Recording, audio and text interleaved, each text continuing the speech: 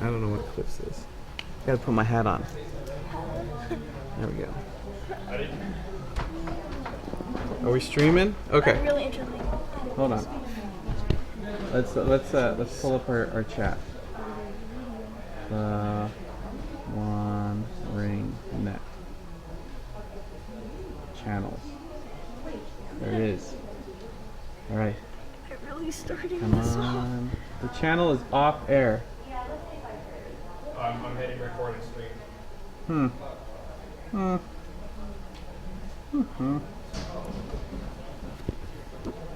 you installed the whole just TV? The OneRing net.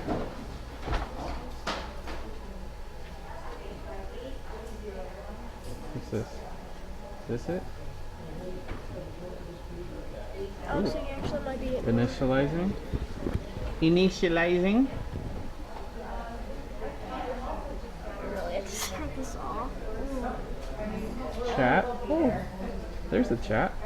Wow, why is this the first time I actually know this? This What do you is mean? The first time I'm nervous. Are you ready? I just I'm not prepared. 5, 4, 3, 2. Hello, everybody. Welcome to the OneRing.net Torn Tuesday.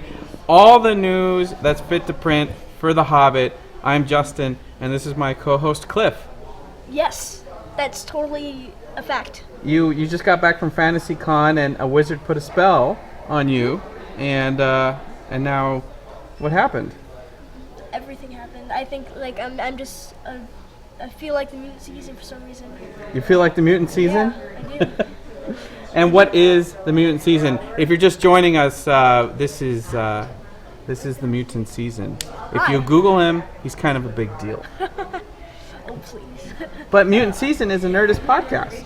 Yeah, it is. It's really cool actually. It's really fun. What do you do? Well, what I basically do is interview people with cool jobs, interesting jobs, all sorts of people. And it's really fun, so usually 30, 40 minutes. So you interview people about what they do for a job. Yep. Well, people in the chat room are saying hi, Cliff. So Cliff found a new job, interviewing people about other jobs. That's true. So you're kind of like the dirty jobs, but for nerds. I guess so, yeah. You think? More or less, I guess. How long have you been doing it? I've been doing it for, I'm entering my third year soon. So, You've been doing this for 3 years? for 2 and probably a half. So you've been doing this since you were 4 years old? Close enough. No, I've been doing it since I was 9. Okay. And this is a big year because not only have you got more guests, you talked to Jon Favreau the other day. Yeah, that was really cool. It was Humans from Earth. Jon Favreau was one of the guests. I was one of the guests. Super fun time. Really awesome. Yeah. Was that your first time doing it in front of a live audience? Not exactly, because I did have some Mutant Season Live podcast in the Nerdist showroom. Okay. But it was really cool to actually see a lot of cool people, meet a lot of new people. It All right. it was really Who's the coolest person that's been on your show besides me? Ooh. I would have to say, okay, I guess I don't really have a favorite, but I think like maybe the top 5. I don't want to say like really cool ones that I know were Bobak Ferdowsi, who was he is the flight director. You might know as the Mohawk guy of Curiosity. Oh, at NASA JPL? At NASA JPL. The That Mohawk. was really You awesome. interviewed the Mohawk guy? Yeah, I did. All right. That was really all right. awesome. I'm jealous. Go ahead. It was really awesome. He was a great guy. Also, Stephen Young from The Walking Dead, who plays Glenn on AMC. That was really Okay. awesome. Never watched that show, but okay.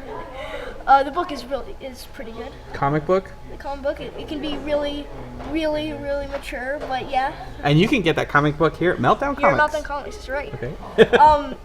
Also, I guess also another really cool one was Chris Hardwick. Of course, he's the Well, he's easy, yeah.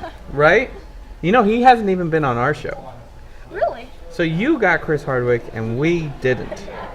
You know what he did come on our show, but he was angry Gandalf. He took the little Gandalf thing and went. Yeah. That's funny. He's a good guy. All right, there's 3. What? you Also, said- I think also Emily Gordon and Kumail Nanjiani. Actually the latest episode is when they return, so that was really cool. Really? Yes. So the stars of the new Meltdown show, which you can download on iTunes right now. Yep, that's it. Okay. And I would also say, who can I say? I want Number 5. Make it count. This is you said top 5. This is your number 5. Maybe Top guest, most famous, most popular, someone I would have heard of. Well, I'm just gonna say before I say this last one that I love every single episode. All of them are really cool. Good answer. But I would have to say also a really cool one, which is also really recent, was Ben Acker. He is the he co-writes with Ben Blacker, and they do the Thrilling Adventure Hour, and that's the podcast on the Nerdist. It's super awesome. Yeah. That's awesome. Someone in the chat room says, I stopped watching The Walking Dead when my 2 favorite characters died in the same episode. See, I haven't watched The Walking Dead, and I know you might have. I haven't really watched The Walking Dead, but You just interview all the celebrities on it. no, I read the comic And so this is an exciting month because what's happening? You're coming down to San Diego? I'm coming out to San Diego to do the Nerdist panel with all the other Nerdists. All the other Nerdist podcasts. Wait, so Sorry. you get your own panel? You know how many years we No, had to not work mine. to get our own panel? I still don't have my own panel. And Cliff has to share it with like 5 other people. I know, right? No, I don't really get my own panel. I'm of course sharing it with Nerds, so. Okay, so it's not just you in front of a live audience. No. Okay. All right, I was going to say, that's, you got to be smart and really get at what you do if you're doing that already. All right, so you were telling me before we came on the air that you've discovered Lord of the Rings first when?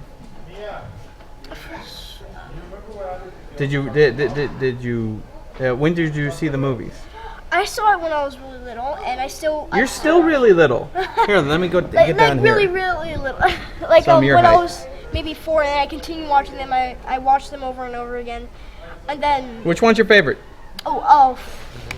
Quick, first thing that came to Okay, mind. say it. First, second, or third? I'm just gonna say first because Okay. I don't know, first. All right, fair enough. And I was really I can't believe I didn't expect this coming, and I feel really embarrassed of saying this, but until last year I had no idea The Lord of the Rings was a book. I knew The Hobbit was a book, but not The Lord of the Rings. So you saw the movies. We're teaching the younger generation everything we can. No, but this is important because this is why the movies are important. And no matter what changes are made from the book, this is why it's still important. You didn't even know Lord of the Rings was a book. I know, it But was- you fell in love with it. I fell in love with The Lord of the Rings. Yeah, it's really good. Did you play video games?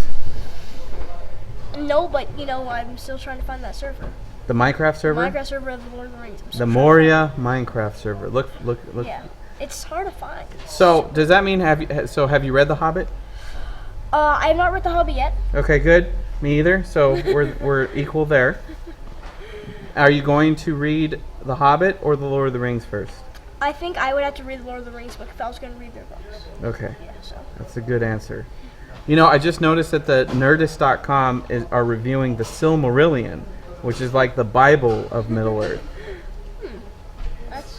That's cool. There's a I lot of new guess. stuff on the Nerdist too. Right? You can check out the YouTube channel. There's a shop coming soon in the Nerdist, which is really cool on the Nerdist website. Yep. You see that's super cool. So many new, awesome new podcasters. It's unbelievable. How So you Nerdist is might be the youngest podcaster to ever have a panel at Comic-Con. I'm not gonna have my own panel.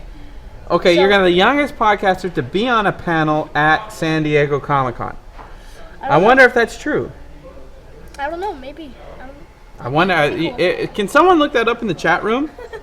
Who's the youngest person to ever be on a panel at Comic-Con? That'd be interesting to find out, huh? that would be. Yeah. Yeah. And then I'll make you a T-shirt that says I'm the youngest person. All right. Should I cliff on now? The real cliff on? Do you want to, or do you want to just chat? I mean, we can talk about We can chat, buddy. Mutant season all day long, right? But I think people would be wise just to check it out. Where can they find Mutant season?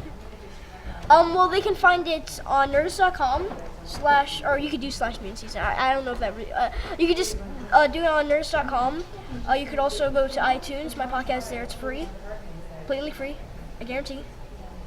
I can't even figure out how to do a podcast. I can do this live video webcast, but then everybody begs me for a podcast, and I just can't figure it out. I don't know how you figured it out. Like like MP3 and upload. Nothing I've done has ever been on iTunes. So. Well, actually, like I never really got on iTunes myself. I think I have to give credit to my producer for that. So yeah. Okay. I had nothing to do with the iTunes thing. Yeah. So I'm not a good producer. That's what you're saying. No, you're a great producer. Trust me. Oh, thanks. So so Mutant Season is on iTunes. It's also on Nerdist.com, and it's recorded here live In Meltdown Comics. inside Meltdown Comics, inside the Nerdist. What do you call that? Office? Studio. The Nerdist studio inside Meltdown Comics. Yes, and you can catch up on every episode. Episodes come out every Tuesday. So right now, Kinda like it's us. Tuesday, so yeah. There's a new episode, which is Emily Gordon and Camille Nanjiani return. You can catch up on older ones. Yeah. And Emily and Kumail Yeah. have a TV show. They do. That's so crazy. What's crazy is that Meltdown is going to be on Comedy Central. That's unbelievable. Congrats, everyone who had to do with the Meltdown show. Jonah Ray, Camille, Emily, everyone. All right. Come on, someone else deserves a shout out too. Who owns Meltdown? My dad. So, Yeah. like, how can you call it? Congratulations, Dad. Yeah. Right, he's actually on TV. Like, Yeah, Meltdown that's true. is on Comedy Central, His place has really grown, I have to say. right? Yeah, it has. It's on right after Nerdist or midnight. Midnight. Yeah, midnight with At Conrad. midnight with Nerdist, Meltdown show from Meltdown Comic. There's too much. There's too many pieces going on, and it's all on TV. Yep. So one of these days you're going to be on At Midnight. I'm not gonna count on it, but Okay. yeah, maybe. All right. Hopefully, that'd be really awesome. All right. Thanks for opening you. the show. High five. Thanks. Bam. Well done, sir. Thank you. Well done. Very well done. Hello. Hello, Cliff. Well, hello! I figured we'd start on time since we have someone interesting to talk to at 5. Los Angeles traffic is Shut what it is. up! You don't even drive. I did today, and I worked an hour late at work, and I was supposed to have the day off because it's show day. It's Tuesday, it's the day to do the show, but they kept me at work until 4 o'clock. I was lucky to get here at all. Hello, everybody. Hello, everybody. Everyone's in the chat room. They're saying, They're wow, saying, that here's kid- the world's smallest violin, Clifford. It's playing for you. Everyone's saying that kid's awesome. Who's that kid? That kid is the Mutant Season. Look it up on iTunes and Nerdist.com. He's awesome. These, Have you been on his show? I have not yet, but I should. I very have. soon. I have. Ha ha. Well, this is the second time that you've been on our show, right? It has. I mean, technically, the other time I think it was like sort of. All right, very, Yeah. yeah. All right, very good. Second time. So, as Saruman the White Wizard would say, one ill turn deserves another. He watched Lord of the Rings when he was 4. Everyone's freaking out about your Lord of the Rings story in the chat room. That's awesome. It is fantastic. I love these ideas that come around. Elrenia? That is a name I've not heard in a long time. Elrenia, is she back in the chat? She's back in the Hello, chat. welcome back. You know how nice it is to talk to a noob who's, ready to share their experiences about Lord of the Rings? He didn't even know it was a book from a until noob point of view. a few months ago. Well, I showed my partner year ago. Over the past day or two, after coming back from FantasyCon, I showed my partner the Lord of the Rings, and the first question was, why do their names sound so much alike? Meaning Sauron, Saruman, and those are always the first questions you get when a brand new person is seeing the Lord of the Rings. And they also get. didn't understand they what's also going ask, on. which are the 2 towers? Because there's like 5 towers. Yeah, they want to know where's that at? Oh, What 2 it towers? was always like that. Yeah. But the question that I heard most often while watching The Lord of the Rings Yes. from a noob, where's the dragon? Where's the dragon? There's no dragon. And I said, look, this story is 60 years earlier than what happened in The Hobbit. And he said, but the dragon was still alive at the end of the film. And I'm like, yes, that's my greatest thorn in my side. Thorin, I see what you did there. My greatest thorn in my side was that dragon was still alive, which causes confusion to I enjoyed noobs. it. I thought All the it noobs was- are looking at Lord of the Rings and wondering where's the dragon. They don't realize the third film will bring us the ultimate fate of Smaug. You can text us at 530-64-FRODO. That's right, our phone number is actually 530-64-FRODO. And we just got back from FantasyCon where we have a lot to talk about. What a time! Well, a lot to talk about, but the biggest news just happened this morning. It did? Oh, You're going to tell me? I've been at work all day. You've been at work all day? I've been at work all day. Well, everything I've been saying for 3.5 weeks, it's been totally accurate. Really? We just got confirmation. Peter Jackson will be at San Diego in Hall H during the Warner Brothers panel Saturday. Oh, that's fantastic. That's so really Peter brilliant. Jackson That's is. brilliant. We're hearing rumors he's coming in early that week Really? en route to London. So he is officially going to be presenting new footage. There's only one reason why he would need to go to London. Allow me to speculate for this moment. Okay? With confirmation that Peter's on his way to London, that means only one thing. He's going to work with those actors who are in London on ADR. who are not able to travel back to New Zealand. That means he's going to be doing That's a lot of them. No. That's initially only 2. Ian Holm and especially Sir Christopher Lee. No, Sylvester McCoy said his ADR starts the 17th and goes for 3 weeks. Well, that's a matter of convenience. It's the fact is 3 weeks. even when Tim Burton needed Christopher Lee to do a small cameo in Dark Shadows, he had to leave the United States and take everything he was doing and Johnny Depp, and he had to go film that brief scene with Christopher Lee in London. That's how they did the White Council scene that you saw in An Unexpected Journey. Now we have to speculate that what Christopher Lee said, that there's a lot of me, meaning Saruman, there's a lot of Saruman in the third film. There must be more of him if Peter is required to go to London and work with him again.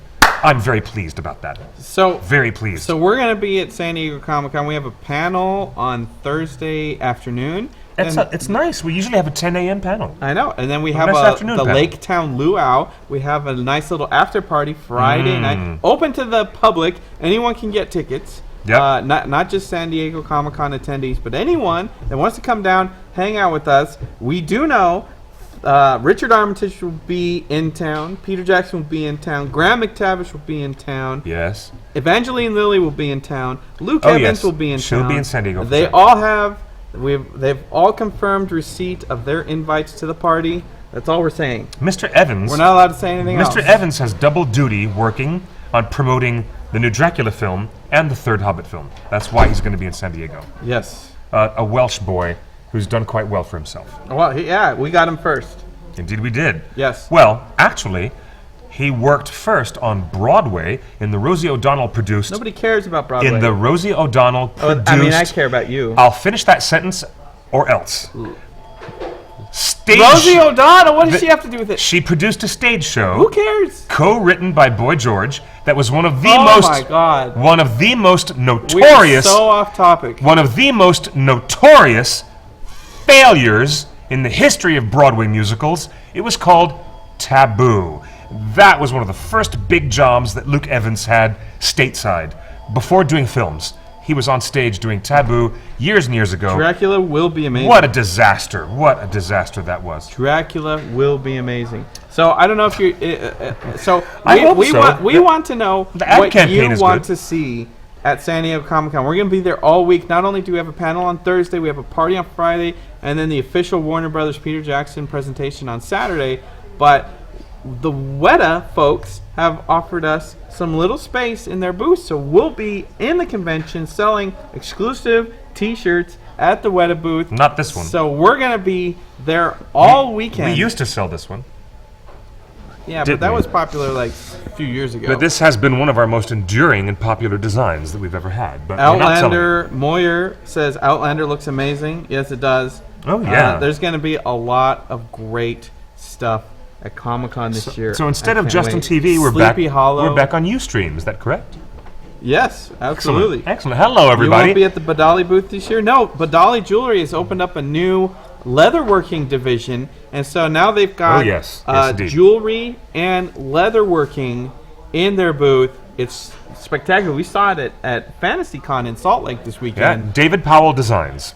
and he sold so much stuff. Did he? Yeah. Oh, that's good to hear. He was That's good. totally surprised that people wanted his leatherworking. I'm like, of course they do. And he wasn't the only vendor in the exhibit hall at FantasyCon who had great original leather work. There were so many costumers, so many cool things.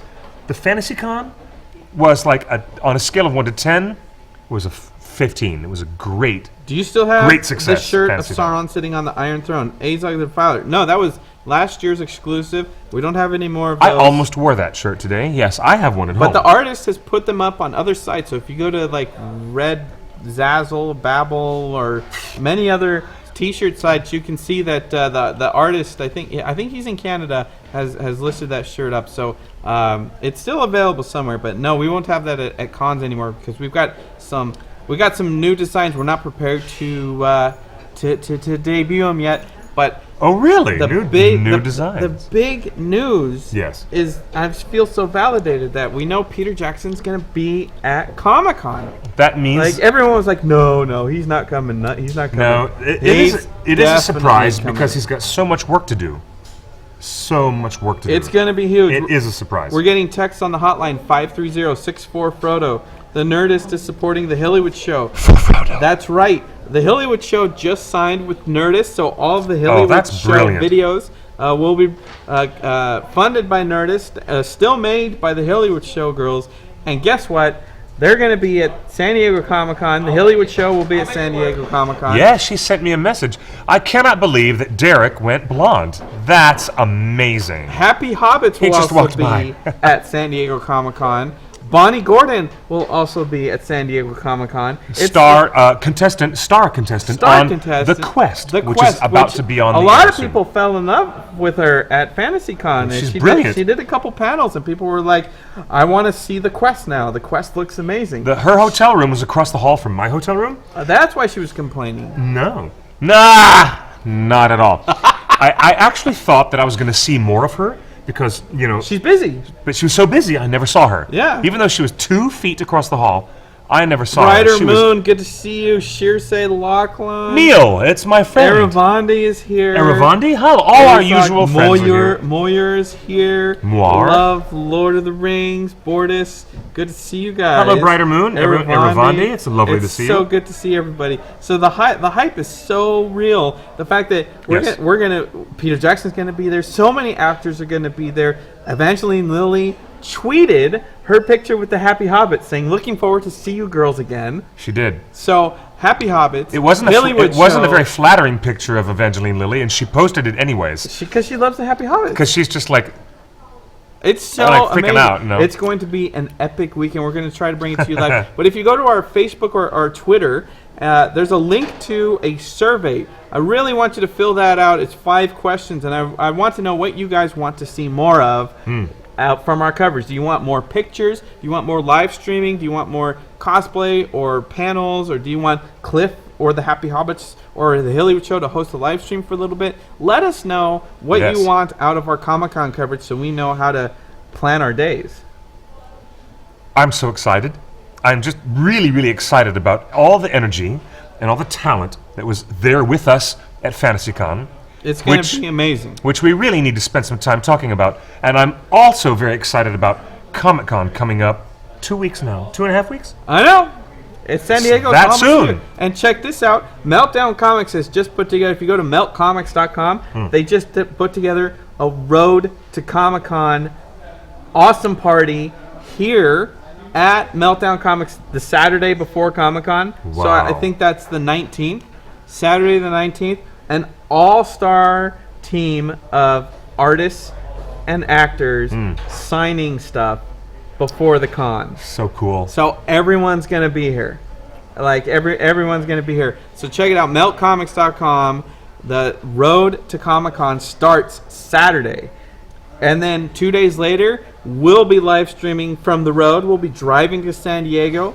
We'll be setting up the Weta booth, which has I can't tell you what the Weta booth is gonna be like. You're going to flip out when you see this. Wait a minute. It's already in public knowledge what's going to be at the Weta booth. No, it's not. Oh, wait a minute. Is that only public knowledge here among the torrent staff? Yeah, We're no. the only ones talking about it. Yeah, no. Do I have to keep it nobody secret? knows. Keep it safe.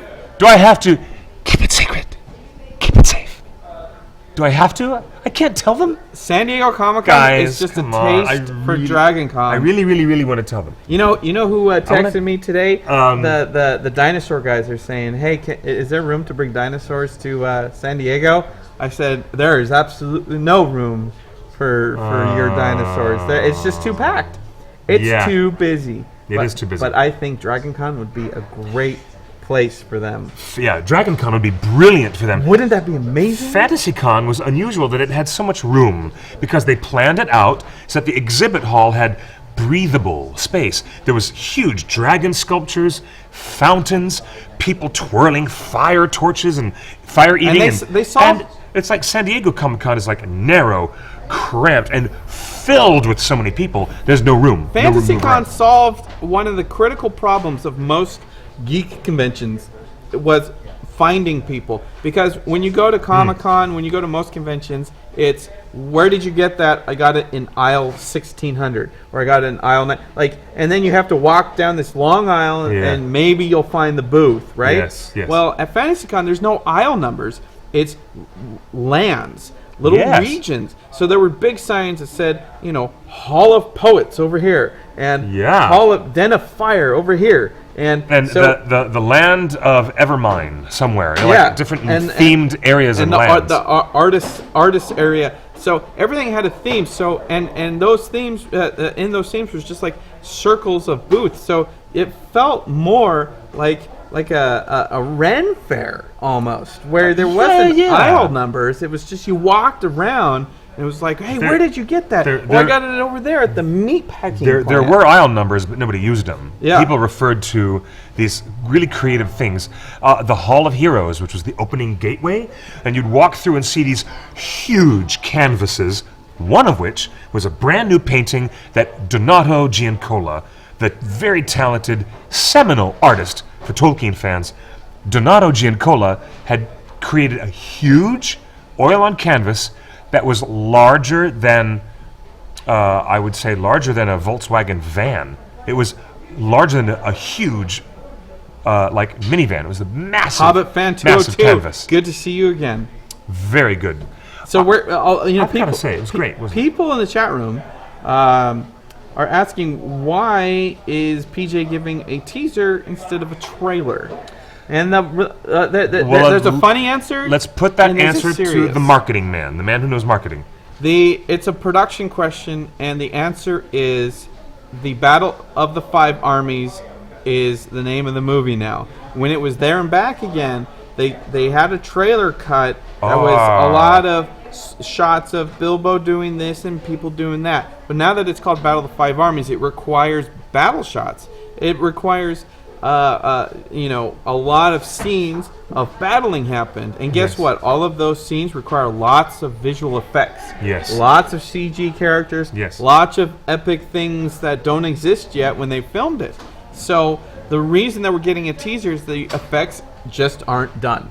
And this is, we had talked about this with Jim Rigel a few weeks ago. Indeed we did. Where they plan out what visual effects shots to finish first. Because they're used for marketing materials. Because they're used for the trailers. Exactly. So this stuff is planned months and months and months and months in advance. And then when you institute a sudden change, like a title change, then all of a sudden your marketing efforts have to go out the window and you have to refocus, put things in a whole new perspective, and have different shots.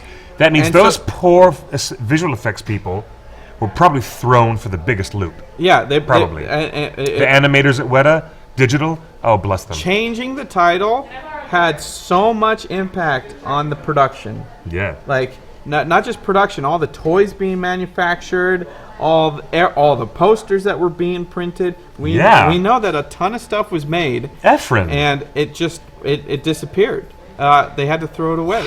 So it's a production. It's a production issue, So and they manly. won't have the visual effects done for most of those shots until October. So right now we're only getting a teaser. Here's what we know. Isn't it also true, shall we say, that generally a teaser is always made first and it precedes the full-length trailer? Isn't that generally the industry standard? Sure. Generally. Yeah, generally. But usually there's a teaser, a trailer 1, and a trailer 2. That's usually what happens. But now there's a new format where trailer lengths, or the running time of every trailer, Has to be 2 minutes. has to be universal. And it can't come out more than 6 months before the movie. Bam! So that's another reason why it's a teaser. That's it's right. not the full trailer because Well, no, teasers can't come out before 6 months either. Like, zero Really? marketing before 6 months. Zero. that's the new rule. That's the new rule. Zero marketing. Everybody has to obey that. Everybody has to obey it. That's fascinating. So here Like we they are. should. Then Obey. we Sauron. are within the 6 month. Oh my gosh, we're within the 6 month debut of the Just very now. last Hobbit film. Just now, I guess. What's today? Yes. Yes, it's A day July. before July Thursday. 8th. So the interesting thing is here's what we do know about the trailer. It's 2 minutes long. It's a teaser. There's lots of text on screen. If you watch the previous trailers from the previous 2 Hobbit movies, you know that where they have the map kind of though and the 3D text going on. Yeah. There's going to be more of that. There's only 4 spoken lines in the entire trailer. In the whole teaser. In the whole teaser. How do you know this? And one of those lines is Gandalf saying something to the amount of now's the time where all peoples of Middle Earth must decide what side they're on. Something to that extent. I'm paraphrasing. I forget the actual line. So there are only 4 lines, and Gandalf has one of them. So and the Who's reason, your source? The reason they're taking Who told you that there's only 4 lines? the of dialogue? same people that told me Peter Jackson was going to be at Comic-Con 3 weeks ago. You've got a secret inside angle. Have don't you? everything I've said has come true, has it not? Has it not? Everything I've said has come true over the last 3 years. Not everything. Everything. Not everything. You can't call me on anything that didn't come to pass. Well, you promised you'd read I the have book, and I that have hasn't come to pass. I have a Palantir. You promised you'd read the book, and that hasn't come to The pass. reason I know more about So- the movies than the book is because I haven't read the book. There's a reason I know so much about the movies. But one of the reasons that we're not getting a trailer for at least 2 weeks is because once it gets approved by the MPAA, which is this week, they're sending the teaser with those 4 lines to every country's translators, and they're going to dub the trailer, dub the teaser in all the local languages. So they're Yes. again, all, so every country is going to get the teaser on the same day in their own language. So Spanish, German, French, Italian, Chinese, Japanese, all the above. Fascinating. Yes. So that's the reason we're not getting it for 2 weeks, and we probably they want to release it Sunday night before Comic-Con. But it But- probably won't happen until Comic-Con. It might not happen until Comic-Con. So all the stuff that we've been posting last what we week, know. all that stuff posted about it's definitely happening July 20th is now wobbly. Wibbly wobbly. He promised a Tolkien relative he would read The Hobbit. I never said when, though. Yes, you did. I have the video. You said after the second film, but before the third film comes out, I'll read it. Yeah, but then You literally but said then you that. hated the second film so much, I felt too justified to continue not reading it. My attitudes about the second film have nothing to do with you keeping your promise to Roy Tolkien. It has Thank you very everything- much. It has everything to do with yes. I'm not reading it. I'm not reading it until the third movie. I'm going to love the heck out of that third movie. Because I don't know who dies. I don't know who lives. And based on all the changes that's been made so far that you've told me, I don't think you know either. no, there's huge differences between the book and the animated film from '77 and Peter Jackson's film. Now we have no idea who's going to die because each version of the story has different members of Thorin's company surviving, and some do and some don't survive. So who knows? Who knows? But you know, we did get some glimmers of tidbits of information at FantasyCon from the various actors that were doing their thing. I would like to know what kind of information you got, because I had a very special job while I was at FantasyCon. I was Baffle. I was moderating and trying to keep control Will it end in Moria? on some of these actors who were running amok on stage. So I had to do a wonderful experience. As you guys remember, as an audience of Torn Tuesday, I did a great one-on-one interview with Sylvester McCoy. So I had the chance to repeat that, but live on stage in front of 2,000 people. And Sylvester McCoy, I asked him very plainly, is there anything you can tell us about the third film without getting in trouble? And the look that he gave me, it was so comedic. It was so funny. He started, raising his hat with his eyebrows. He made his eyebrows make the hat go, meh, meh, meh. It was so funny. And then I asked him again, and he still wouldn't give me a verbal response. He pursed his lips, and he bugged his eyes, and made all these funny faces. And then the next thing you know, he grabbed the wireless microphone, and he went wandering down into the audience to actually talk to the people in the house, like right there in the auditorium, and do delightful audience Q&A without staying on stage. He went traipsing back and forth among all the people, hugging them, talking to them, receiving stuffed toys. He got a big stuffed hedgehog toy that this little kid gave him right after that's wonderful. It was so funny. Right after he said, "Please, no more hedgehogs. Don't even mention it. I don't want no more hedgehogs." And he made a real joke about, the scene-stealing hedgehog, Sebastian. He did tell very us funny. in Denver, Sylvester did tell us that he was on set the same day that Dane Ironfoot is on set. Now, let your mind wander there. Yeah. Why is Radagast on set the same day as Dane Ironfoot? Go ahead. Is that in the book, buddy? It could mean that he was just in the, No, they were both under makeup. Maybe he was just in the lunch tent, Nope. and they crisscrossed Nope. when they were on different sound stages Nope. for different reasons. Oh, you're saying that they were together, for real? That's what he implied. Okay. Well, then that can only mean one thing. The implication This means war. is clear. During the Battle of the Five Armies, Radagast would somehow be present. But in a scene with Dane Ironfoot by Billy Connolly? Exactly. Your I mind wonder. wanders, and my mind was blown. My mind is blowing. Also, the rumors we have is that Benedict Cumberbatch has something to do with the Battle of the Five Armies as the Necromancer. Oh, no, that's a rumor. So the rumors are that Benedict Cumberbatch, or at least his voice and presence, will be at the Battle of Five Armies, which he shouldn't be at the Battle of Five Armies at all, according to the book, supposedly. So there's a lot of little juicy rumors that we are reading between the lines. The secret to all this is listening to what the actors say and read between the lines. That's exactly the secret. Indeed. At the point of departure from Tolkien's original, where the second movie, Desolation of Smaug, just went off the rails and went way over here somewhere, that was when it went up. That's what it did. It went up. It went into way a better over, movie. not up, Into it a went better way over movie. there. It went way up. Maybe, but if they had tied up those narrative loose ends the way that they should have, the dragon. So look at what happened. People are going to be speculating left and right about who's going to be in the film or what's going to be in the film. But I'll guarantee you this much: after seeing all the deviations in the second script, anything goes. Any wild, bizarre concoction could happen. Some people in the chat room are saying In this that third they'd film. love to see the movie end on Bag End's door. I disagree. I totally agree. I think it'd be a nice, harmonious match with the ending on Sam's door. The end of The Lord of the Rings. We do know that they filmed the estate sale. Yes, they did. We do know the estate sale. They did film the estate sale at Bag End. I wonder if it's a different actor, or actress rather, who's going to be playing Lobelia Sackville Baggins. So the question Probably. is, will we Probably a see different actress. will we see the guys set off for Moria, or will we see them enter Moria? I wonder.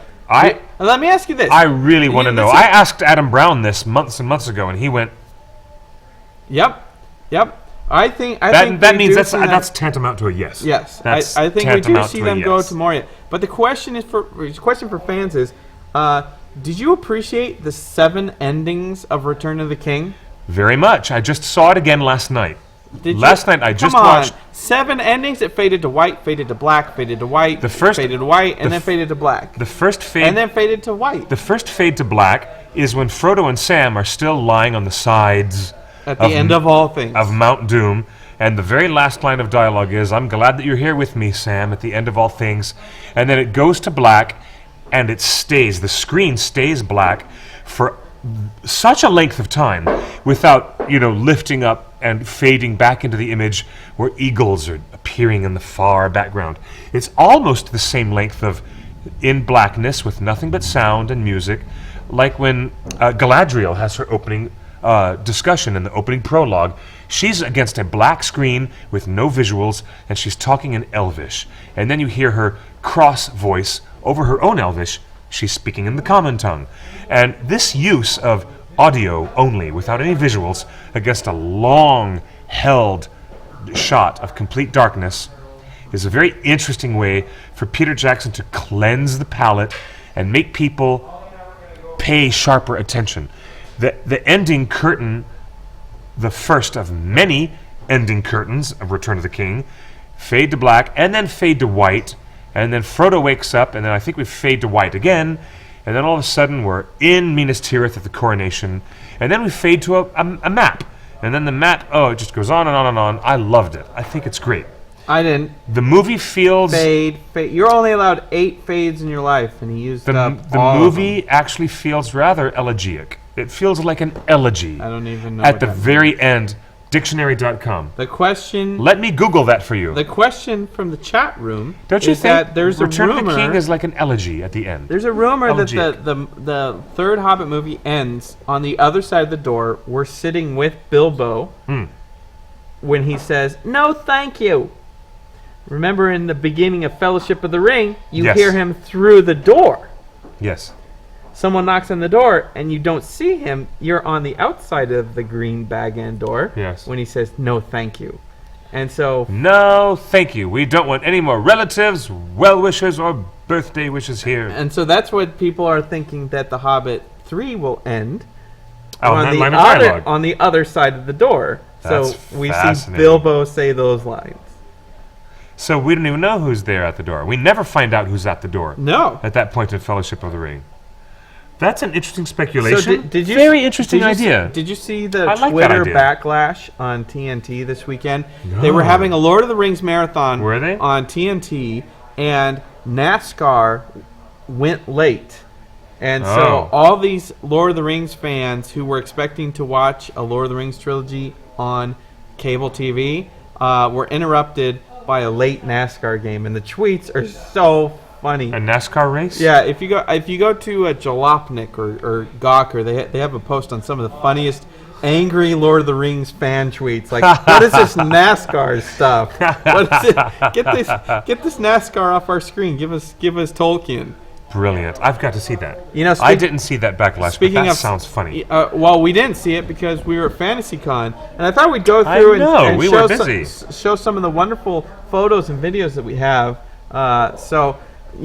First off, I got inspired by this scene. Oh, good. I got inspired by this scene to Very nice. locate a barrel, and sure enough, we located a barrel, and boy, was it a hit. And I climbed in it, Yeah, wearing this shirt. I think we have some pictures of it later on. Oh, But, that's yeah. so cool. But on our way there, on the road to FantasyCon, Yes. we ended up going through Modesto, California, the birthplace of George Lucas, and that's actually at the center of town. There's a statue of George Lucas next, and we got some beautiful shots right at sunset of a bronze statue of George Lucas next. Wow.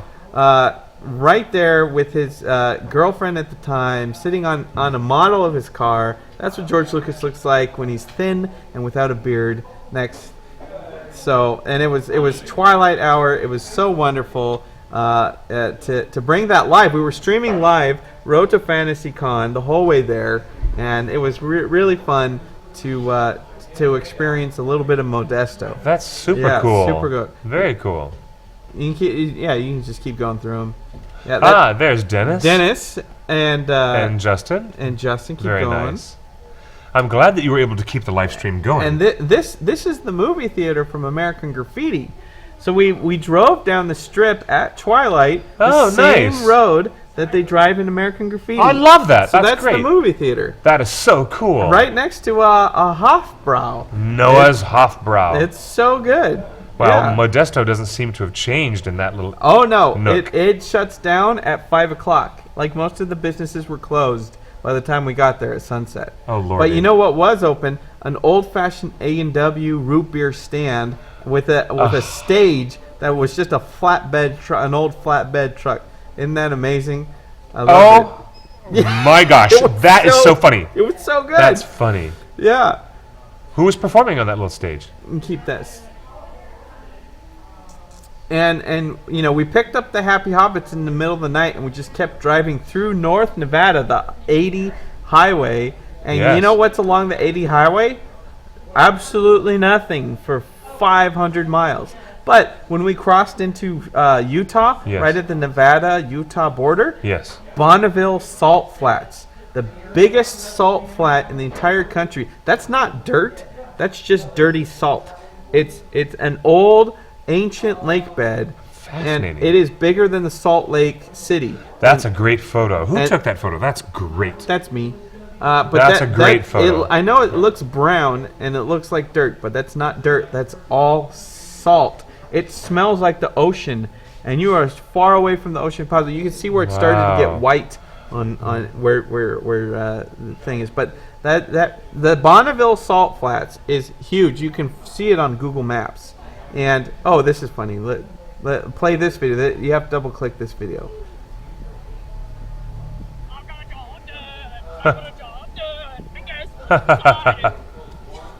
You know, the Bonneville Salt Flats is where they filmed the purgatory scene in Pirates of the Caribbean. Oh, that's where they filmed that. Yeah. So when that strange Davy Jones locker. Davy Jones locker. Afterlife is shot in Bonneville Salt Flats, and where all the little existential crabs came out of the stones.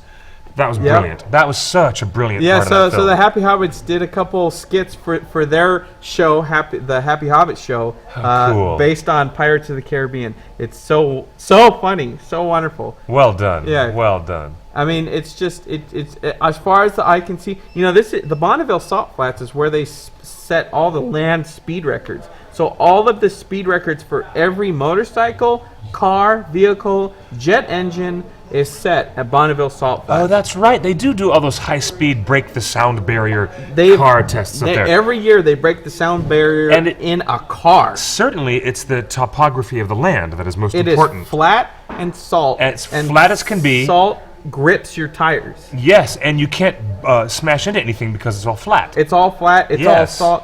And you know how they put salt on the roads when it's icy, snowy? Well, this is pure salt all the way through for hundreds of miles. So salt just grips the tires. So these guys are going faster than the speed of sound in cars and motorcycles. So when you're driving and you go that fast, when you go faster than the speed of sound, suddenly you go and then go silent. You're going faster than sound waves that can travel. And sound waves can travel, to your ear. So you're going so fast that you can't even hear yourself go. Yeah. It's amazing. It must be. And then we got to I've got to check that out someday. to FantasyCon. Look at this video. Wasn't it amazing? You know, they opened FantasyCon with a parade for local handicapped children. And they brought all these hundreds and hundreds and hundreds of families and all these wonderful handicapped children. They had a full-on parade. And they were the first ones allowed into the convention. Oh yeah, the charity event. That is so cool. And it was so wonderful. And they had so many cool exhibits. It's a video. Look at this. They had giant snakes that anyone could wrap around their bodies. This is like a Happy Hobbit put a giant snake around her neck. I wouldn't have done that. Oh, I love large snakes. They're so cool. Like, that's so crazy. Are you kidding me? What's crazy about it? Like, there's nothing that's Oh, nuts. look. That's so I've watched too many Harry Potter movies. I don't trust that snake. But look how lovable it is. Oh, look at that. Isn't that wonderful? It is. It's super beautiful. Is it true what I heard that that's Sweet Alex. There's Alex. Also known as Feely and Keely on the Happy Hobbit show. But isn't it true that Alex is a parcel mouth? Let him slither up your neck. That's the rumor. That's And a look, Harry Potter reference for all you guys. Yeah. She speaks parcel tongue. and She look- can talk to that yeah, snake. That snake didn't want to leave. I tell you what, you drove through the extraordinary salt flats, and while I was on my journey, which was the next day, unfortunately for our audience, I was not there for the live stream for the road to FantasyCon. Go ahead. But I got to go and see this really, really beautiful part of southern, I should say southwestern Utah, called the Great Basin. We didn't get to the other side of the mountains to go through the Colorado Plateau, but we took Interstate 15 after we left the beautiful, beautiful Virgin River Gorge in Arizona. We cut across a tiny corner in Arizona, and then we went all the way up north through the Great Basin.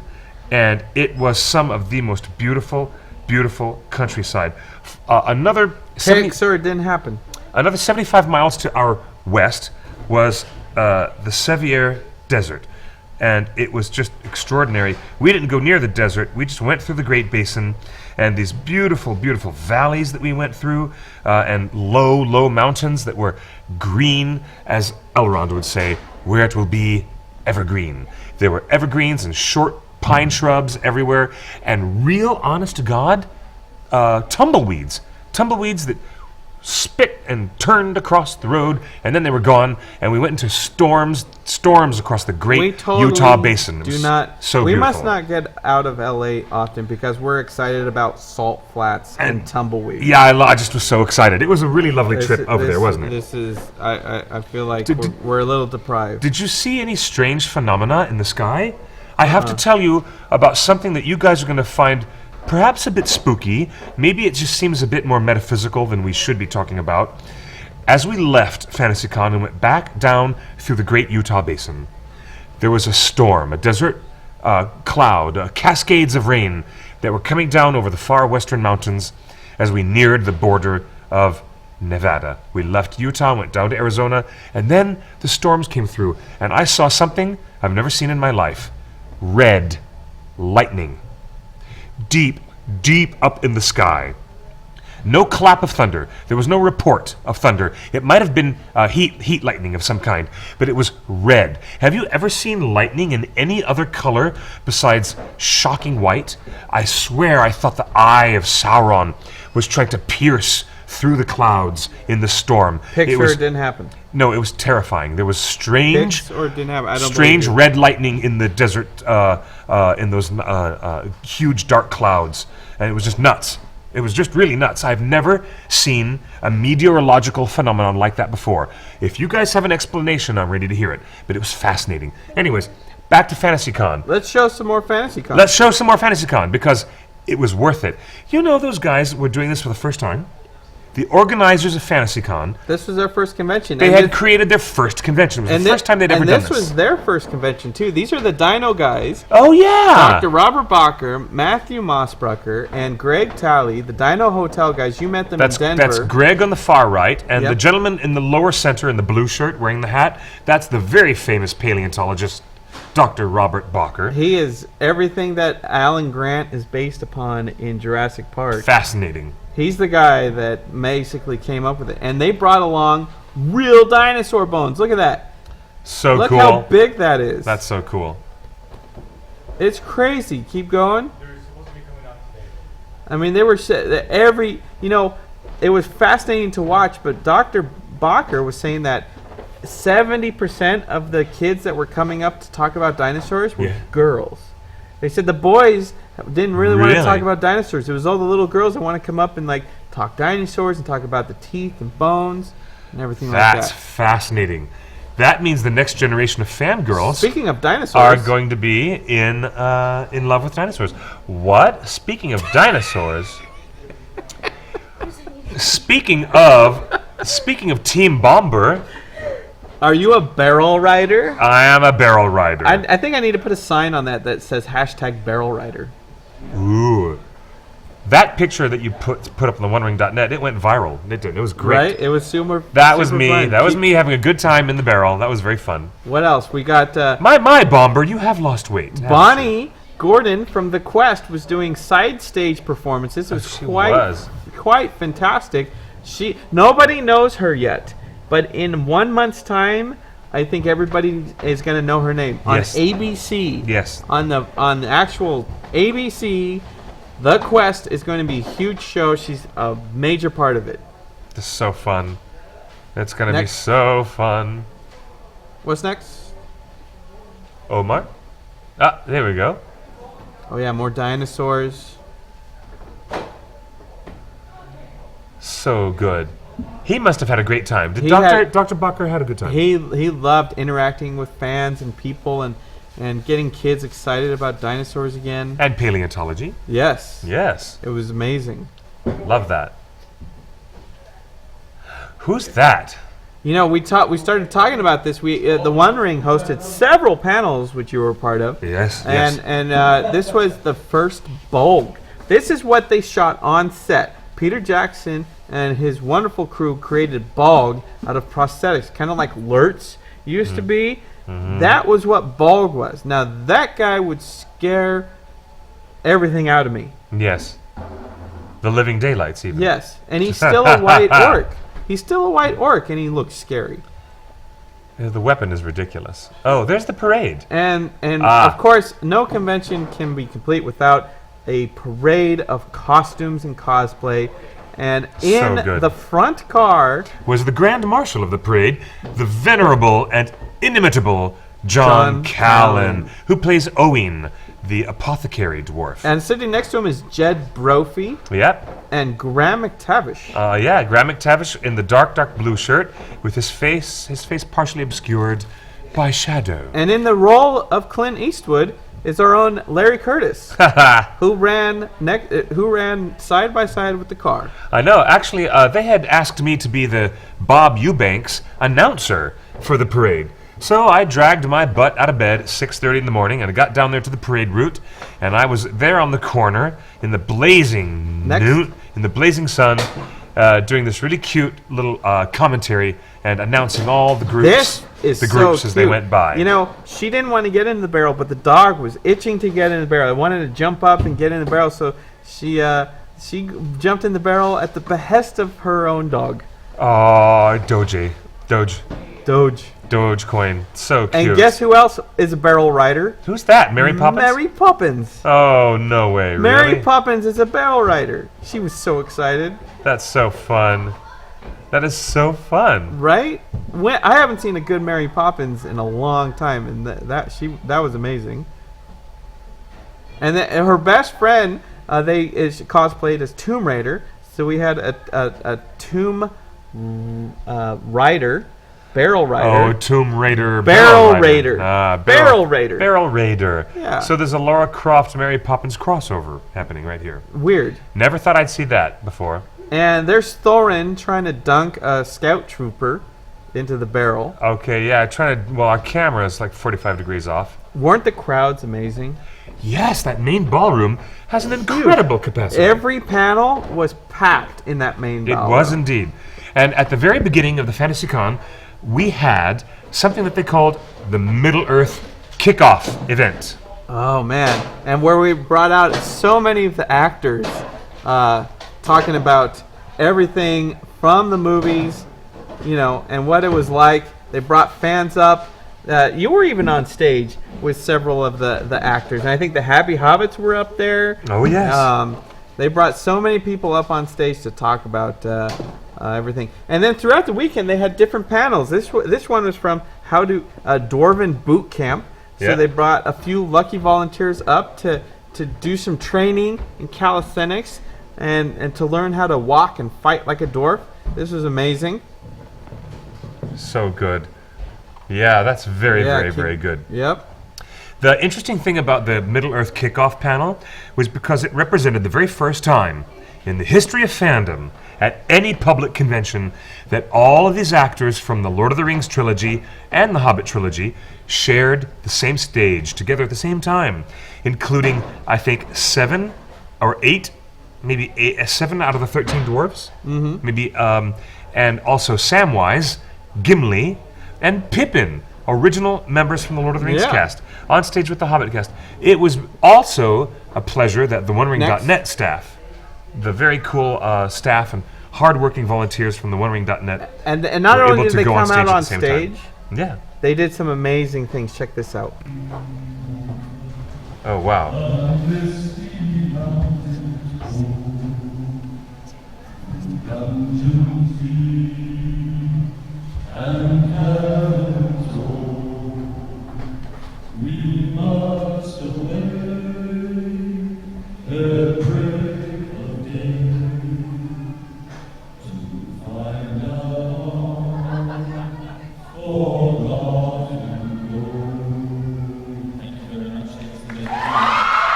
It was so neat to bring a lot of this to you live. I mean, this is why we go to conventions, not just to have fun and meet fans, but to bring it to you live. Indeed. Boy, Yeah. that was cool. Wasn't that? There were several moments where you just got goosebumps from what the stories that they were telling. Remember that So panel, cool. Gimli and Glowing?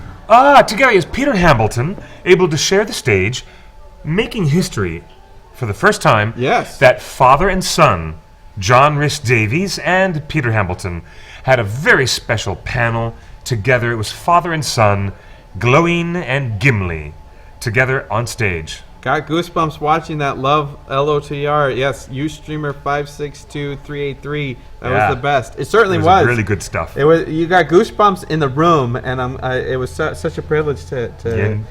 bring some of that. But All the singing we had Billy Boyd singing his song, Home is Behind, The World is Ahead. we're working on He getting sang that footage. He sang that a cappella at the Middle-earth kickoff, and then the next day, the dwarves were up there singing their songs. Yeah. Really cool. What else we got? Yeah, what else do we have? Oh, look, is that Doug Adams? Doug Adams. He's so Who cool. wrote all the liner notes for the soundtracks. And this very special book that you would love called The Music of the Lord of the Rings films. You've got to get And it. he had 2 panels which were packed, and he Yeah, I was there for actually that one. showed off. He brought his keyboard, Yeah. and musically he showed off all the connections between the Nazgul and the Ring, Uh-huh. and it's just the music stuff. The music that is going on, the themes, are operating on a level that you don't quite understand until a guy like Doug Adams shows you with a keyboard in person. And he came on board our Fangirls documentary, so he's going to help be our music supervisor on Fangirls. He will? Oh, Yeah. excellent. That's quite so good. he's going to help us source, talk about all the female-oriented themes in Middle-earth and all of fantasy, including Harry Potter's. Wonderful. What else we got? That's fantastic. We had some amazing cosplay. Keep going. And more barrel riders. And lots of cosplay. And wow. much good cosplay. You know, all those dwarves are women. Yes, I interviewed them. We got some great footage, and we have to send them some paperwork to sign. Yes, wonderful. What else we got? They're, More pictures. Look at the more detailed pictures. you guys, I'm tickled. Oh, so, look at this. So pleased with the effectiveness of their costumes. These ladies have done a great job. Amazing. I mean, look at this other cosplay. It's just like these the elf. The elf wants to get in a picture, but other people are taking their picture first. It's amazing. It's dwarf time. The elves can't get in there. In fact, we were talking with several of the Hobbit actors, and they were quite shocked to see when they started speaking with these cosplayers that they were women. Oh, like really? the actor Peter Hambleton and a few of the others were like, oh my gosh, I can't believe this. Like they were thrown for a loop. Their costumes were so big they couldn't fit into the barrel. Obviously, in the movie, Peter Jackson has made bigger barrels Custom sized, larger barrels. Yeah. Yeah, for sure. to make you look like a dwarf, but that's a big barrel. Keep going. And of course, I was lucky enough to chat with Dr. Robert Bacher. We did a Reddit AMA Ask me anything. Which you can find on Reddit. How'd that go? It was amazing. Hundreds and hundreds and hundreds of comments. Oh, nice. And he just had a blast answering all those questions. He's such a legend. He is indeed. And he became part of our fellowship. I mean, we, there's several staff members there. Happy Hobbits are there. Dennis is there. Dr. Bob. David Baxter, who's our local Gandalf. He's 6'8", 6'8". He plays Gandalf at most of our cosplay David events. Baxter's brilliant. Yes. And that was watching the fireworks. Fireworks. Oh, gorgeous And then- fireworks. We had 2 nights of fireworks. And then we made our way into a strange hidden bar behind a hidden room. And boom, there's Graham McTavish. And boy, did he keep the Happy Hobbits captivated. I guess he did. That's so great. Barrel Rider. That one's amazing. That's Barrel Rider in the Stormtrooper. Barrel Trooper. Barrel Rider in the Stormtrooper? Stormtrooper Did Barrel you get Rider. that Doors reference? Anybody out there Oh, right. get that okay. joke? The Doors song? Well played. Barrel Reaching. Rider in the Stormtrooper. You I gotcha, buddy. Omar's laughing over Summer there. Glau was there. Someone in the chat room just mentioned Summer Glau. Yep. Oh, I loved her. Look at this amazing cosplay with the gold lame She did a jacket. She had to explain to half the people who were there at the Torn booth, this is my Dragon Smaug costume. But she didn't literalize it with like a big paper mache head. She did her own like kind of abstract version as the cursed Red Drake, and she added on a huge gold lame cloak so that she could be the gilded gold version of Smaug. And that was amazing. Nice touch. Very nice touch. Esme in the chat room says Renee O'Connor, Summer Glau, and Rose McGowan were all at FantasyCon. Yes. Absolutely. It was amazing.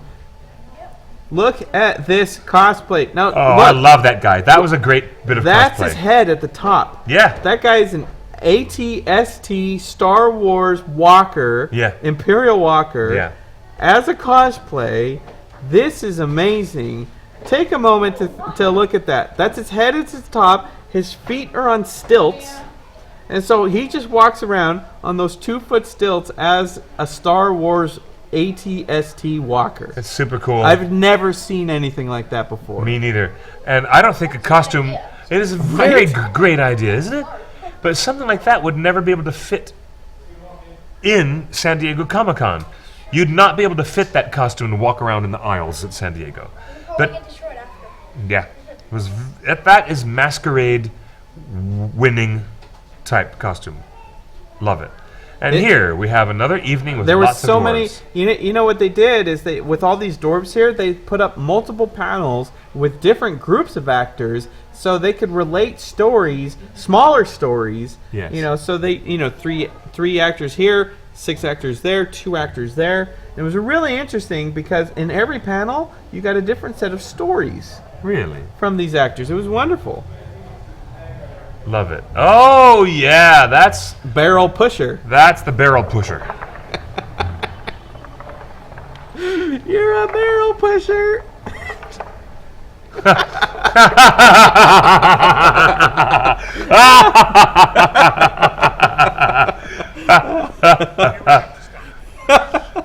Now what do I do with it? That thing was really heavy. That's a real barrel. That's really heavy. You guys have to believe me when I tell you that the barrel, even though it looks like a smaller size barrel, it weighs a ton. It's so a bloody real heavy. oak barrel that they brewed wine Amazing. in, and it smelled of wine all Oh. weekend. Better than smelling of stinky fish. Oh yes, Like the actors. that's a good idea. We should fill it with stinky fish. Or toy fish. Oh, yes. You know, the actors told that story over and over and over again during the FantasyCon weekend about how horrible the experience was having real stinky fish dumped on them. wait over and till over you again. see Graham McTavish in Outlander. You better believe it. That's going to be at San Diego Comic-Con. We're looking forward to that. Yeah, me too. Me too. What else we got going on? You know, FantasyCon ended on an amazing fireworks Dwarf of July. Yeah, Dwarf of July. Dwarf yes. of July fireworks spectacular, and the whole city was captivated. Look at this. It There were was so many amazing. people. Oh, yes. And they had These were not attendees. This was just the normal public coming out to watch the Dwarf of July fireworks. And FantasyCon was just sponsoring this additional fireworks show that was on the next day, the 5th of July. It was nice to have fireworks 2 nights in a row. Very nice to see that. But they spent so much money. That fireworks display went on for 20 minutes. Yeah, look. 20 minutes. Look, and everyone was dancing to the music. It was playing Justin Timberlake, and the fireworks going up. I mean, it was the craziest, awesomest little fireworks.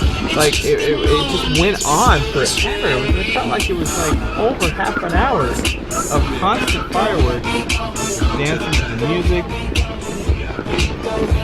So cool. What a very, very cool thing to offer the public. A street festival and fireworks. With a live DJ.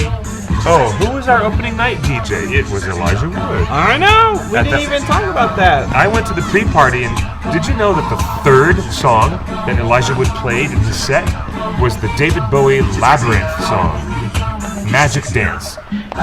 You know, where he says, "You remind me of the babe." What babe? The babe with the power. What power? Power of voodoo. Voodoo? Voodoo. Do what? Remind me of the babe.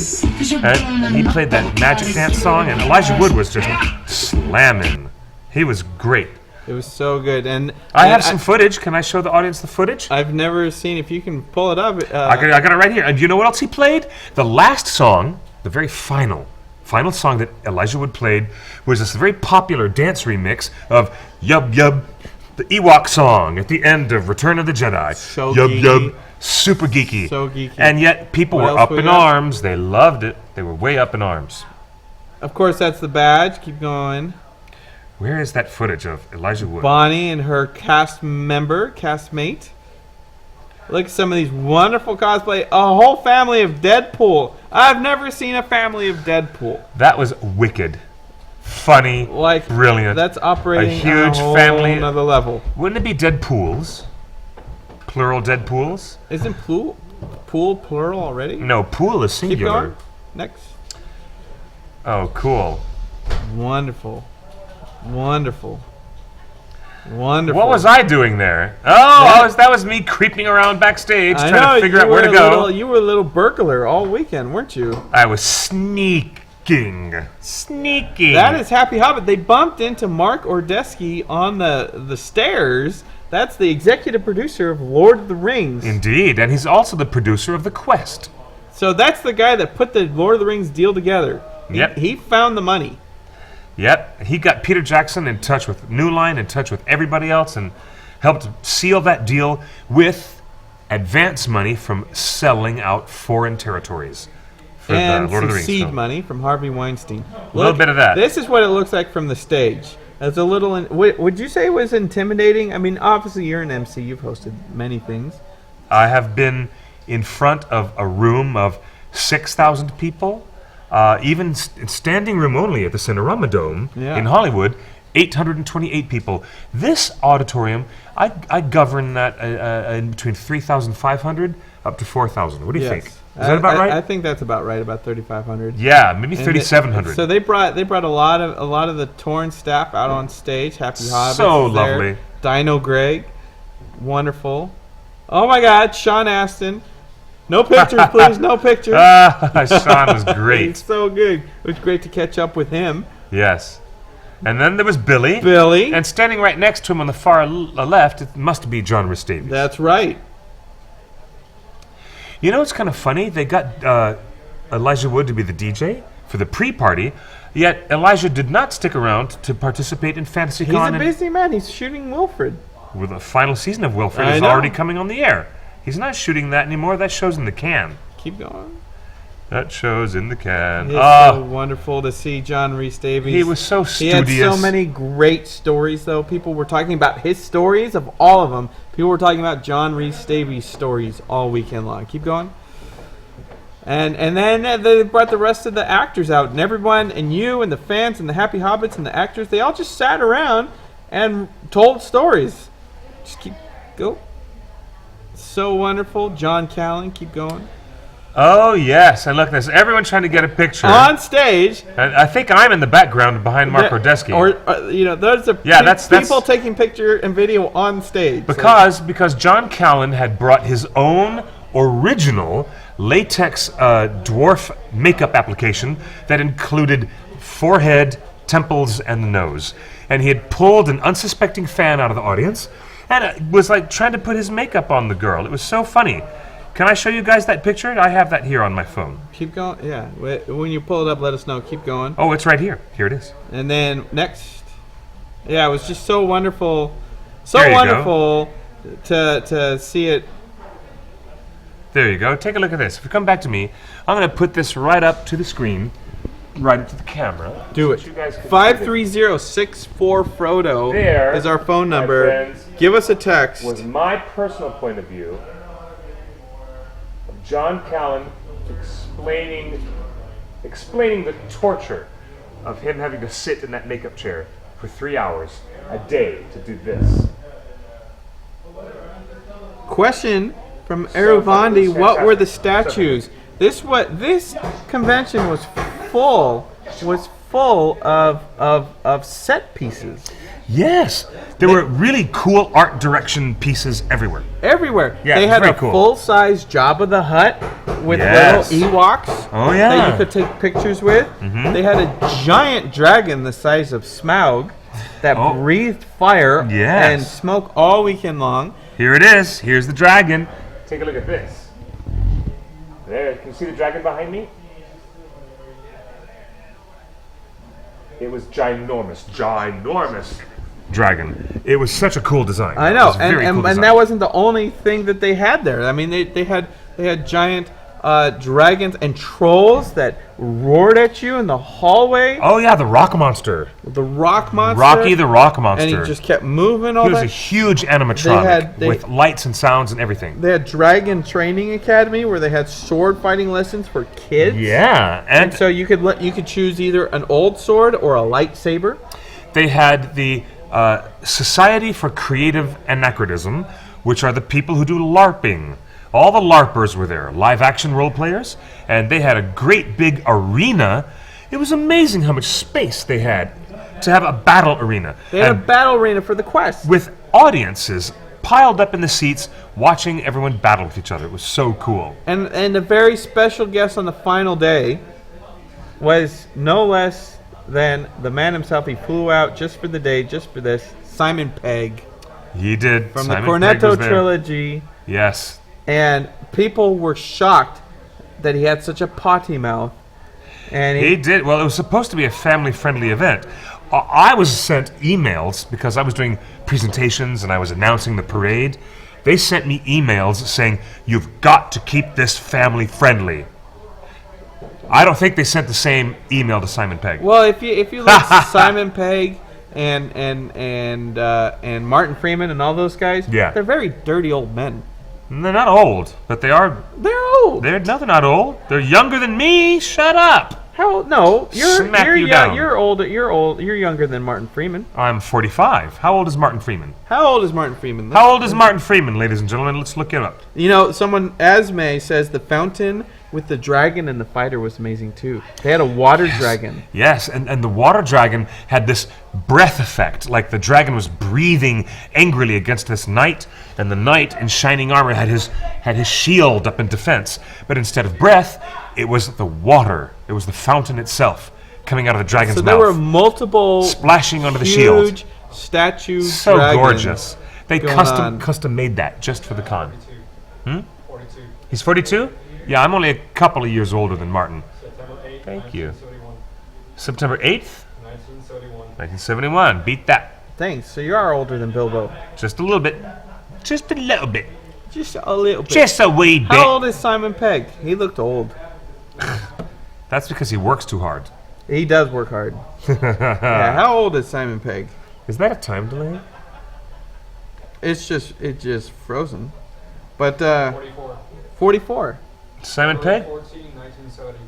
Oh, right. Simon so Pegg I'm, is older than Martin Freeman. I'm 6 months older than Simon Pegg. So evidently. you're right in their group of And I certainly don't look their age, do I? no, of course not. Meow, meow, meow. Well, It's that ring. My face, my face, my face. I don't know why I don't know what I'm doing here. My life. That's very funny. You know, Very funny. It wasn't just all Hobbit and Lord of the Rings stuff. There were so many other talks and discussions about Game of Thrones and Oh gosh, yes. Star Wars. And then there was and- the film festival. Yes, Wow, what were they called? Film Quest? Film Quest. Film Quest had And a they showed- huge film festival. They announced a sequel to Troll 2. Oh, I love Troll. That's so much fun. So there were so many other things. Dennis and I did a panel about Star Wars documentaries. We've done several over the years, and Very cool. and so very warmly received. Lovely. And we Yes. did. We also did a panel with Dr. Bacher about dinosaurs and Middle Earth. We compared what the creatures of Middle Earth, what their real life counterparts would be like in the fossil record. Yeah. And people were shocked and surprised to learn that giant eagles did exist. Giant Mumakil size war elephants with four curved tusks With 4 tusks. did exist. You think that's a bit of imagination from No. Weta artists? Those oliphants were probably And there more were- real than you think. There were giant hyenas, big as wargs that you could ride. Yeah. So that Wow. like I think Dr. Bacher was having a blast, kind of blowing people's minds, showing off real fossil records. He brought skulls on stage. He actually brought real dinosaur fossils did. to say this is the size. So if you can imagine Aragorn, on the ground and that giant warg, looking at him like I'm about to bite you, and then he brought the skull of a giant hyena. Nice. And he held it up to Nice. his face and was just like, you can imagine the fear and terror of what Aragorn must have felt. Against a beast that size. And these things really did exist. So there were a lot of wonderful panels. And of course, you were on a panel with Hillywood I was on 3 panels. and Happy Hobbit. Yes, And and that Bonnie was- from The Quest. that was called Adapting Tolkien. You had Adapting Tolkien. Yes, And then we had we were The having- Legacy of Tolkien. Yeah, we had 2 conversations in those big panels. One was about the relative success of different adaptations of Tolkien in film, plays, stage, radio adaptations, and animation and music, anything in between. The one section that we didn't get to talk about was video games. We should have had a section in video games. There's a whole as discussion. adaptations of I think we Tolkien. should do an episode about that. We should. We Esme probably should. says there was a guy with a real eagle and raptor type birds. There was a guy walking Yes, around. I have with, his business card. I have their business card. with real eagles. He was And walking around the owls. convention. They had with owls from Harry Potter. It was amazing. Here you go. This is their business card. Here you go. Look at this. Look at this owl. Do you believe Oh, that? yeah. They were the Sky Masters Wildlife Foundation. And that's all I can tell you. There's And- nothing else on the and- card. Sky Masters Wildlife Foundation. And this was the first Like us on convention. Facebook. There was this was the first convention where inside the convention hall they actually had a forge, a fire pit and forge. I can't believe that the exhibit hall let them put that in there. And they real were forge pounding metal on and an anvil, like steel. real dwarven weapon metal making. and steel. Bam, They were making armor. They were making swords. It was really kind of impressive that they had available space and they put in a bloody forge right in the middle so- of the food court. So right there with the everyone. whole weekend, You as would you're have loved walking around, you could hear the ding, ding, ding of actual metal being forged into plate armor. And in the back of my head, I heard Bilbo's voiceover saying, "And he never forgave. Bam, bam, bam, and he never forgot. Bam." Just like that Thorin moment at the prologue of An Unexpected Journey. Oh man, It was that so was good. so amazing. It was really, really, really good. They had other artists who were doing constant performances. For example, if you went into this section over by the Grand Ballroom called the Fey Fountain, and they had actors and actresses dressed as fairies, and they would walk around interacting with people, trying to get them to linger and stay close to the fountain. It was the fountain that had the water breath of the dragon on the night. And they were all around, all these different performers in this crazy, beautiful cosplay. And they were encouraging children and people to talk and get involved and hang out with all these little areas that they had designed. It's pretty cool. It was really cool. It's pretty cool. It was amazing. And then, of course, on the final night, they had an amazing masquerade award show. Oh, one of our friends won a lot of money for his costume. They had cash prizes for the best costumes, and it was a heated competition because there were so many wonderful, amazing costumes. What was the top purse? $5,000 was the top prize. $5,000. And we're going to keep posting the cosplay photos as we pull them off our phones and cameras on our Facebook page. So if you go to the OneRing Net on Facebook, there's a photo gallery for FantasyCon, but there's so many good costumes that we didn't even show you here. They're so amazing. But you know what else we talked about is that we actually introduced Fangirls, A Ringer's Tale. Yes, indeed we did. To a packed room, and it was amazing, the reaction of people saying, just so active and excited about a new documentary about geekdom, but from the female perspective. But not just any fangirls, pretty much the fangirls, Happy Hobbits, and the Hollywood Show. You know the endorsement we got from Billy Boyd? It was amazing. I was so blown away. Billy Boyd is such a supporter, and he's so brilliant. And Billy Boyd continues to be one of the nicest and most earthy, real, honest people that you've never hoped to meet. It's just, he's a great guy. And it was amazing to hear the stories from Bonnie Gordon of The Quest. This was the first time she was allowed to talk publicly about the show. Yeah. And she talked about how she grew up kind of a Forrest Gump person. She had a little bit of a hip and knee issue, so she had braces on her knees and braces on her teeth, glasses that were Coke bottle thick. She described herself in straight up like Forrest Gump. Super.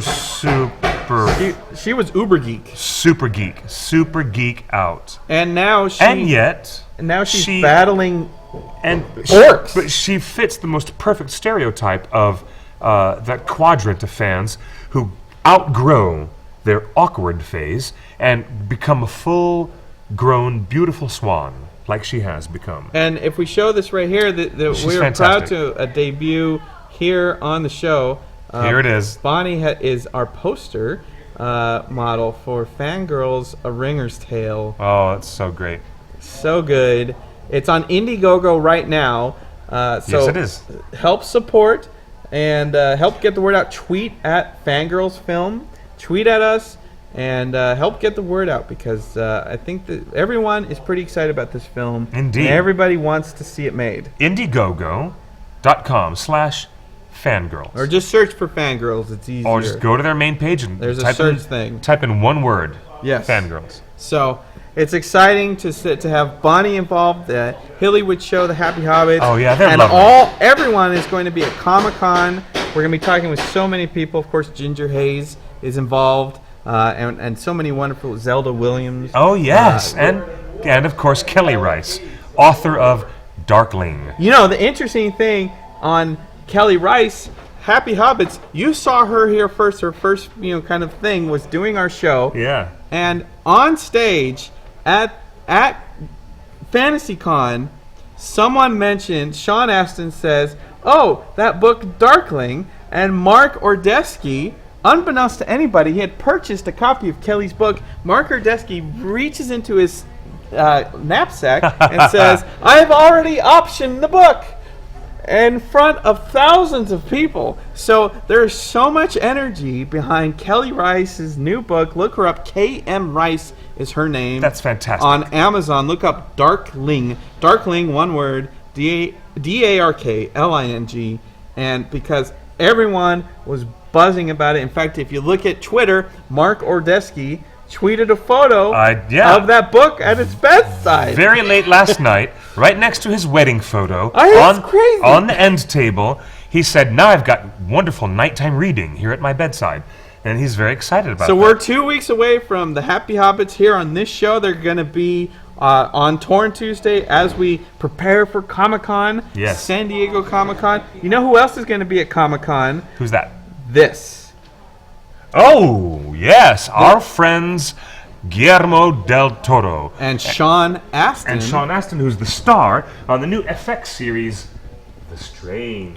Here we go. So they're going to have a huge premiere and party. I'm right here. Hi, guys. Where they're going to have a huge thing at Comic-Con. This for the is Strain. cool. So we're looking forward to catching up with Guillermo Very cool. and Sean Astin on this new thing. We're looking forward to catching up with the whole Nerdist family, with the Mutant season, who's on the show, Gil, and the Hillywood Show, who are now Nerdist folk. And then we're going to have our own wonderful Lake Town Luau party where everyone is encouraged to make barrel skirts.